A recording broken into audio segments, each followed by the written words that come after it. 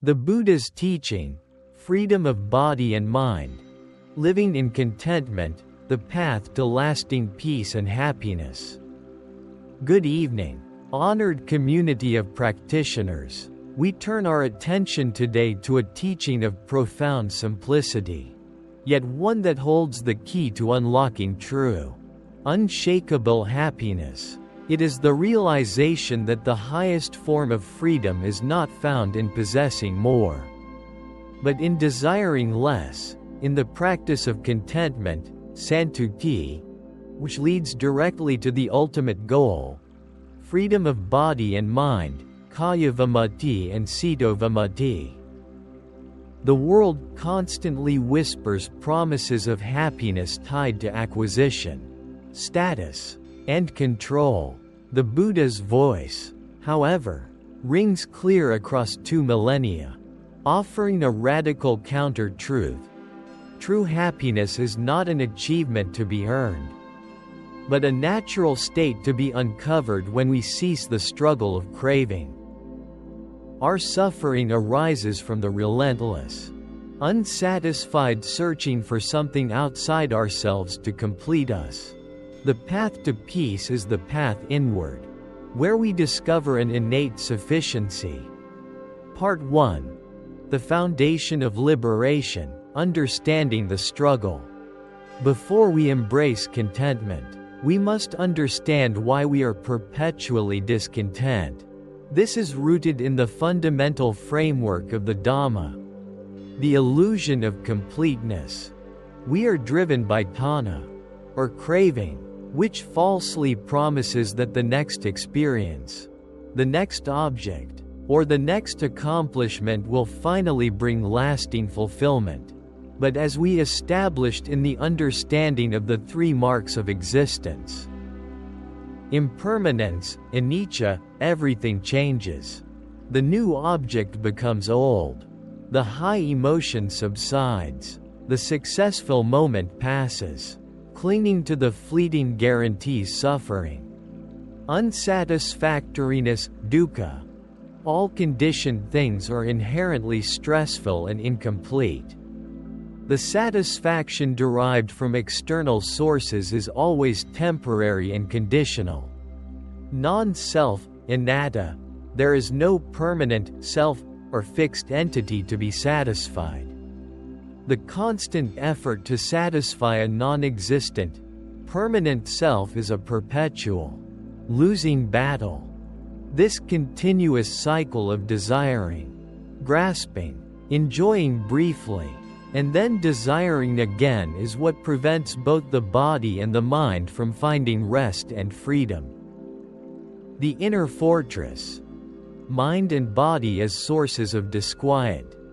The concept of then tam tu tai, freedom of body and mind, requires us to look at how we hold ourselves captive. Captivity of the body, kaya. We suffer physically from the demands we place on our bodies, seeking pleasure, fearing pain, comparing physical appearance, and resisting illness or aging.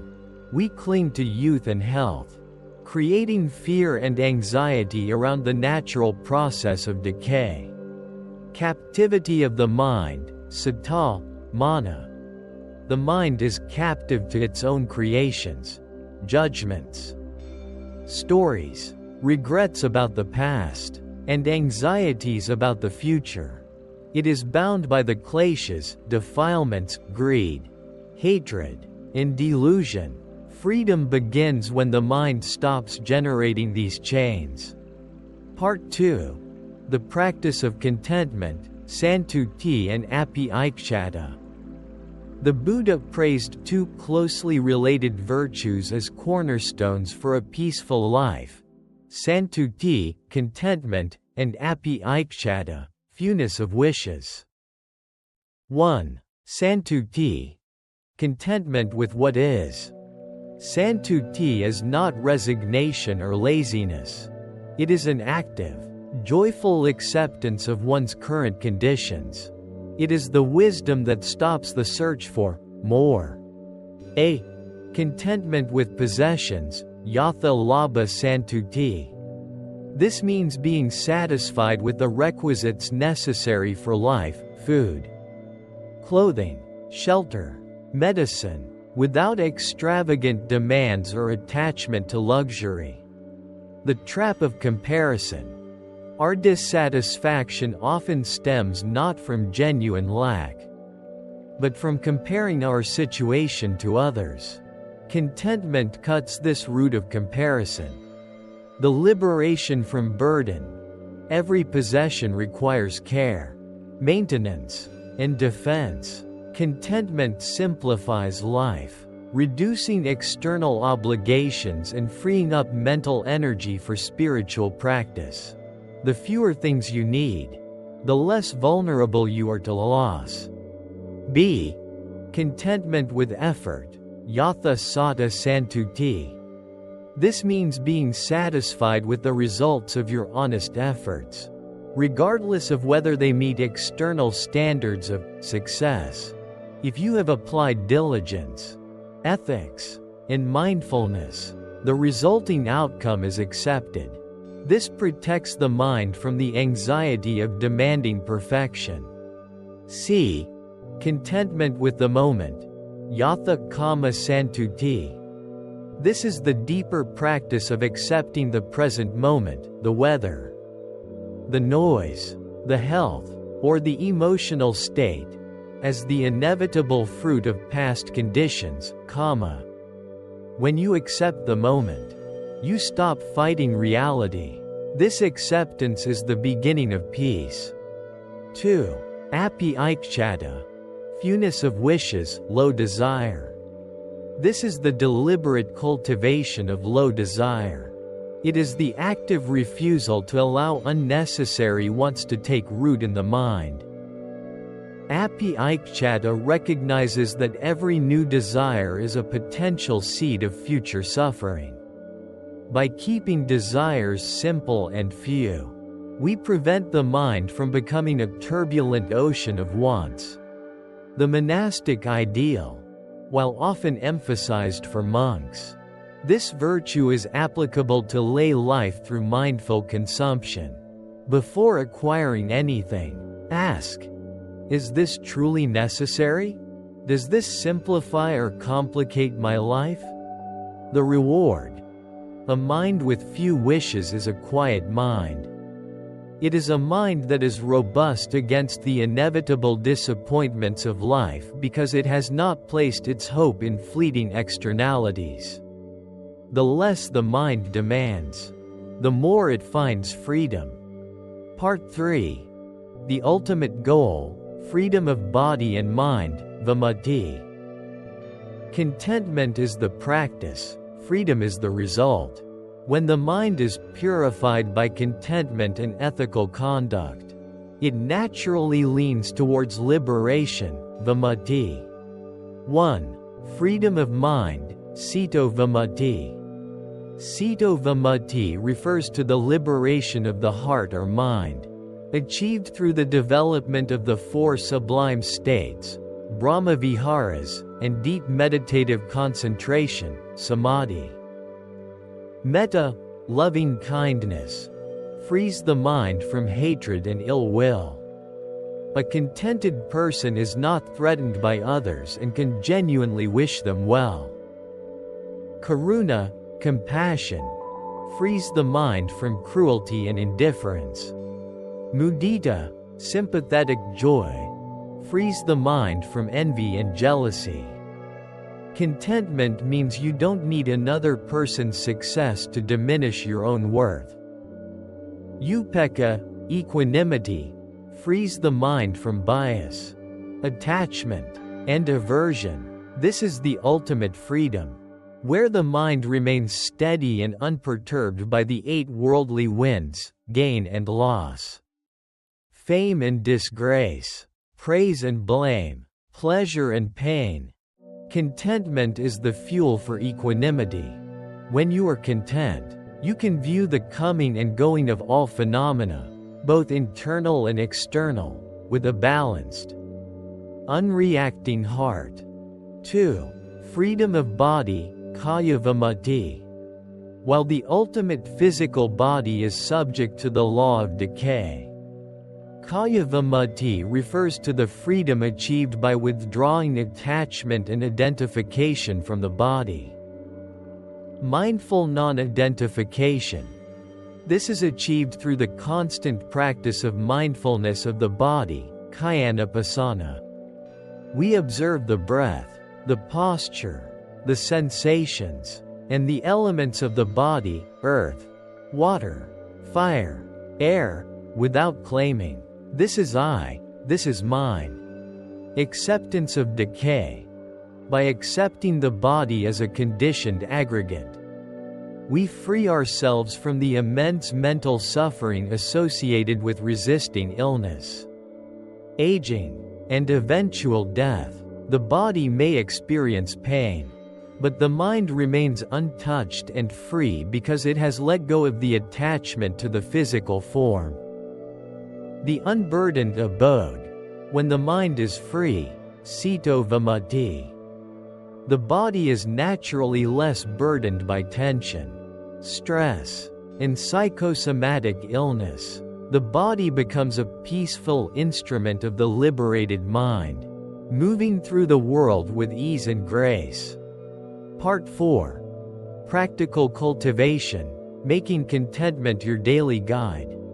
How do we transform the theory of contentment into the daily practice of an easy and happy life? 1. The discipline of simplification. The daily audit. Regularly review your possessions, commitments, and relationships. Ask, which of these genuinely supports my path to peace? And which merely drains my energy or creates anxiety? Eliminate the unnecessary. Simplicity is a direct path to contentment. Mindful consumption. Apply api aikchata to all consumption, food, news, entertainment. Avoid the craving for constant stimulation. Feed the body only what is needed for health. Feed the mind only what is conducive to peace. 2. The power of gratitude. Contentment is built upon a foundation of gratitude. When we focus on what we have, the desire for what we lack naturally diminishes. The morning reflection. Start each day by naming 3 things you are genuinely grateful for. Focusing on the simple, fundamental things, the breath, the shelter, the food you have, the health you possess. Gratitude for challenges. Extend gratitude even to difficult experiences, seeing them as teachers that sharpen patience, wisdom, and resilience. This recontextualizes suffering, transforming it into a source of inner strength. 3. Deepening mindfulness, samasati. Mindfulness is the operational tool of contentment. It anchors the mind in the present moment, where lack cannot exist.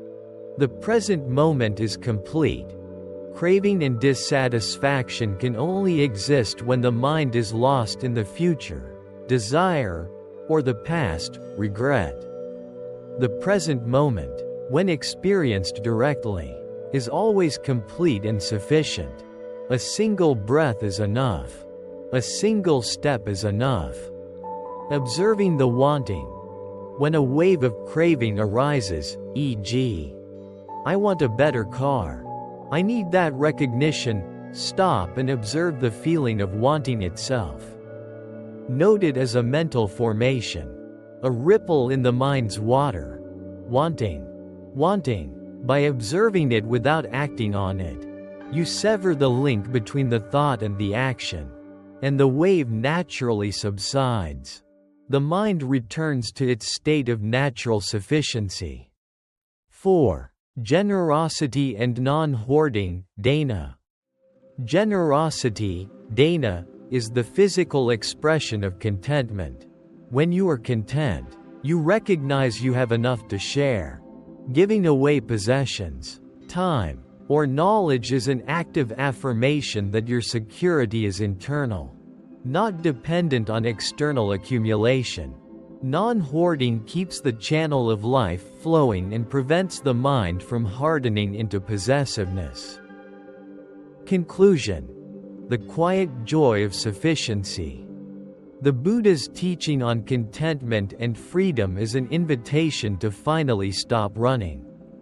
It is the realization that the treasure you seek has always been within the heart, veiled only by the restless dust of desire. The contented life, santuti, is the free life, vimukti.